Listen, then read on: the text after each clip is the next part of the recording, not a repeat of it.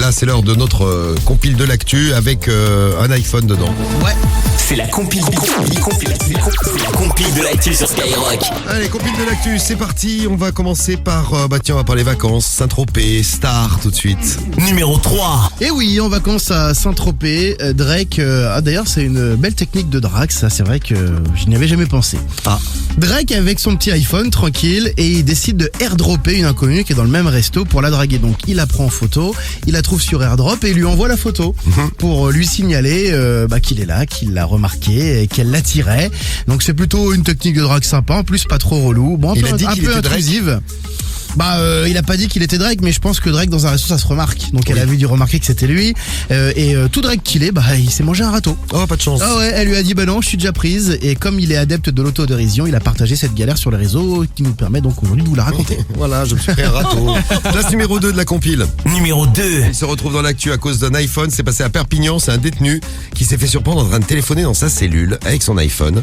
Il y a la surveillante qui arrive. Elle a voulu confisquer son iPhone et là, il l'a mis dans son rectum pour le cacher. Il lui a dit viens le chercher. Ah, mais super, quelle cachette. Viens le chercher. Super. Dans mon trou de cul. La surveillante a porté plainte. Il a été placé en quartier disciplinaire. Pas de chance.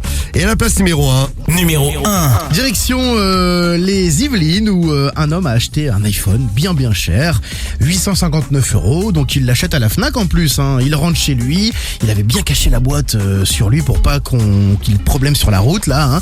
Et il ouvre la boîte en arrivant à la maison. Il est tout content, il est super excité. Et là, un morceau de carrelage dans la boîte. À la place de l'iPhone. Un carré de carrelage. Putain, le mec retourne au centre commercial Paris 2 quand même. Il se dit là, on m'a pris un peu pour des cons. Et c'était un substitut. En effet, quelqu'un avait certainement volé le téléphone au préalable et avait mis un petit morceau de carrelage dedans pour faire croire que le téléphone était toujours là. Il témoigne: j'étais dans tous mes états. Je me suis demandé s'ils allaient me croire à la Fnac. L'employé le prend au sérieux, l'informe qu'un autre individu avait acheté ce produit en espèces, l'avait retourné au magasin quelques heures plus tôt en exigeant un remboursement. Bien vu. Ce n'est pas la première fois que ça arrive. Donc les vendeurs ont été briefés. Une enquête a été ouverte, mais en tout cas, le client s'est vu remettre un iPhone 9. Il aurait mis un petit geste commercial en plus, mais faut pas pousser. La Fnac a dit c'est bon, vous donnez un iPhone. Maintenant, rentrez chez vous. Putain, c'est pas bête ça. Maintenant, tu fais pas chier. Ouais, c'est pas Non, mais ça tu peux le faire. Genre t'achètes juste une boîte d'iPhone, tu mets un morceau de carrelage, tu dis ouais j'ai acheté ça. Alors remboursez-moi quoi. Voilà. Et il te demande la facture. Tu fais comment là, Sam? Ah oui. Ok oui. Allez, voilà. C'est bon, t'es niqué. Merci Rémi. Très belle compile, comme on l'aime. Magnifique. La compile de l'actu tous les matins sur Skyrock.